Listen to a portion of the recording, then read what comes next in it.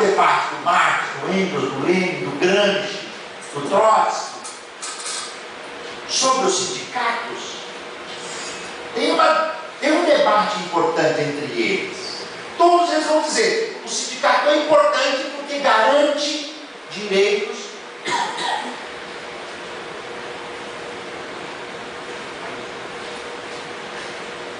o descanso semanal, as férias, salário igual para trabalho igual entre homens e mulheres, regulamentação da jornada das crianças, regulamentação da jornada, por exemplo, de 8 horas.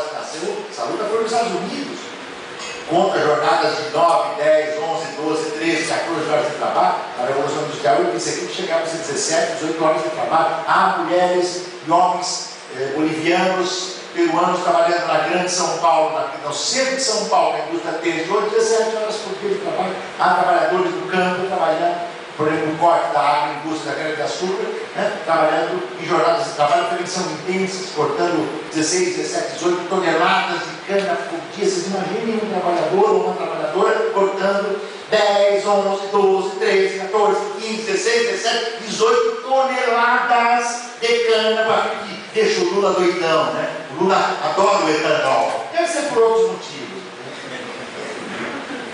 Põe o Lula na gorduchinha como está, 3 dias para cortar 18 toneladas de cana. Queria ver, entendeu? Queria ver se o frenesi dele pelo etanol continuaria. E esse sindicato, veja bem, entrou pelo século XX. É um sindicato taylorista e fordista de massa. Uma fábrica, a Volkswagen no Brasil chegou a ter mais de 40 mil trabalhadores. A Volkswagen de São Bernardo do Campo, a fábrica tinha nome de rua, delegacia, prefeitura, dentro de uma fábrica, rua tal, delegacia tal, porque era uma cidade operária. Só lá em São Bernardo tinha mais de 30 mil trabalhadores. Esta planta taylorista e fordista tinha como força do trabalhador o sindicato organizado dentro da fábrica. Se vocês olharem aqui em Santa Catarina, aqueles sindicatos que têm mais tradição de luta, muitos deles sofreram, nós vamos falar um pouco sobre isso, mas ainda é possível encontrar sindicatos que vêm daquele período de um sindicato de massa, né? Embora a área aqui, talvez na área têxtil, malha forte, na área industrial, que eu pude conhecer um pouco, né? Entre outros setores.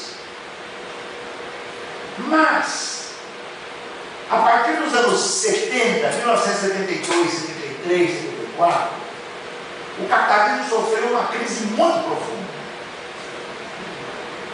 Houve uma crise estrutural do capitalismo que, de certo modo, se mantém até hoje. Eu posso discutir isso depois do debate, mas que se manifestou naquele momento através do seguinte processo: o capitalismo viveu os anos dourados, anos pós-Segunda Guerra, 45, 50, 55, 60, 65, 68, 70, 73, bateu no alto e começou a cair. Queda tendencial das taxas de juros. E os capitais em escala global começaram a discutir como sair desta crise e iniciar uma reestruturação produtiva em escala global que atingiu todos os ramos, inclusive o setor público, tá? Como nós vamos ver aqui. Eu não tenho tempo para expor isso aqui, eu procurei desenvolver isso longamente nos meus livros do Adeus ao Trabalho, né? É uma pergunta, os sentidos do trabalho, e tantos outros livros. Alguém me dizia que estava divulgando aqui com o colega o livro da expressão popular, né? Está aqui o colega que me falou isso, no intervalo, não sei se ele já saiu, né? Os livros da expressão popular e tantos outros livros que nós pudemos tratar individual e coletivamente desse tema. O que aconteceu? Vou dar 2 exemplos, basta para entender o que aconteceu. A Volkswagen de São Bernardo chegou a ter mais de 30 mil trabalhadores, pois em 1999 a Volkswagen criou uma Volkswagen em Resende, no Rio de Janeiro, com 1.300, 1.400 trabalhadores e trabalhadoras, todos terceirizados. Todos. Então aqui em São Bernardo, uma planta que parecia uma cidade, trabalhadores com direitos, carteira de trabalho, sindicato e tal. Lá em Resende, a mesma Volkswagen criou uma nova fábrica, que é um outro momento da produção capitalista. Todos os trabalhadores e as trabalhadoras consorciados, consórcios modulares, onde a quase totalidade era terceirizada. Então a Volkswagen entrava com o galpão e com uma marca Volkswagen. Os demais eram trabalhadores que um brigava com a empresa A, outro brigava com a empresa B, outro com a empresa C, porque são todos terceirizados. Eu vou dizer, o grande salário é com a sua empresa, não é comigo. Eu estou contratando a empresa e é terceirizada. Vocês perceberam a diferença? A mesma empresa. Ou seja, a partir da metade dos anos 70 e de lá para cá, tá certo? Nasceu o que os capitalistas chamam de empresa enxuta, a empresa moderna, a empresa com poucos trabalhadores e altamente produtiva. Por que eles puderam fazer isso? Alta tecnologia, maquinário, computação, mundo informacional digital, maquinário avançado, trabalhadores e trabalhadoras sem direitos. Se tem expansão, aumenta. Se tem diminuição, reduz. Se o mercado expande, aumenta, contrata os terceirizados. Se a empresa vive uma situação de crise, o terceirizado é demissível imediatamente, sem praticamente custo nenhum, porque é um acordo que você tem com a empresa. Individualização, cada um por si. Como é que é chamado um trabalhador ou uma trabalhadora na empresa? Colaborador.